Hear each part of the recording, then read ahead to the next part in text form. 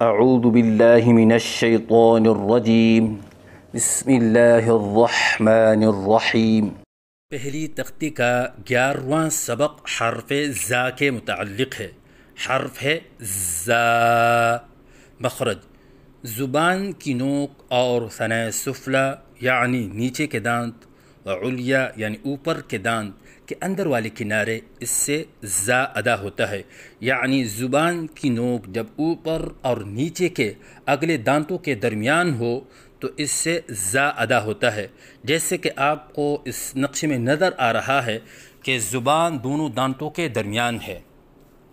پڑھنے کا طریقہ: زا کی ادائیگی کے وقت زبان کو دونوں دانتوں کے درمیان لائیں اور سیٹی کی آواز نکالیں، کیونکہ زا میں سیٹی کی صفت ہے، اور پھر منہ کھولیں، کیونکہ الف کی ادائیگی منہ کے کھولنے سے ہوتی ہے، اور ایک الف کے برابر لمبا کر کے پڑھیں، جیسے زا، نہ ایک الف سے کم ہو جیسے زا، اور نہ ایک الف سے زیادہ ہو جیسے زا۔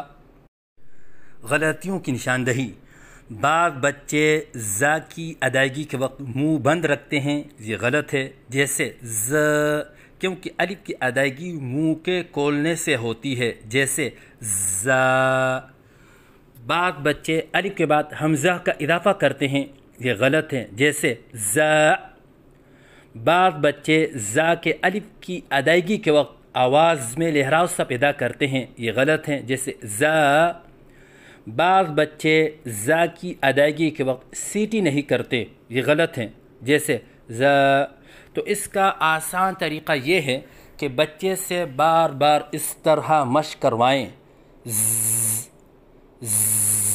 اور بار بار مشق کروانے کے بعد جب اس طرح آواز بن جائے تو اس کے بعد پورا حرف پڑھیں، جیسے زا۔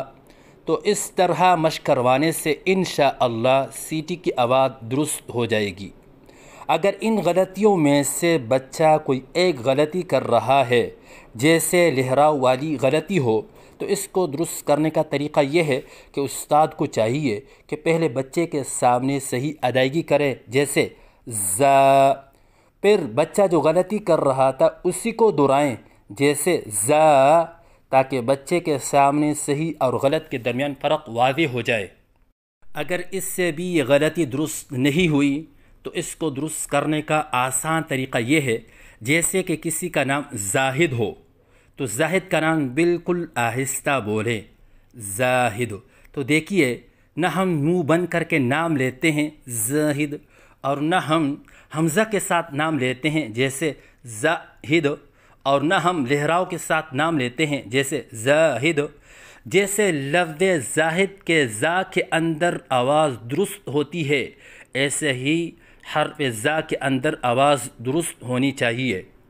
تو صحیح ادائیگی ہے زا۔ غلطیوں کی نشاندہی: منہ بند کر کے پڑھنا جیسے ز، یہ غلط ہے۔ حمزہ کے ساتھ پڑھنا جیسے زا، یہ غلط ہے۔ لہراؤ کے ساتھ پڑھنا جیسے زا، یہ غلط ہے۔ بغیر سیٹی کے پڑھنا جیسے زا، یہ غلط ہے۔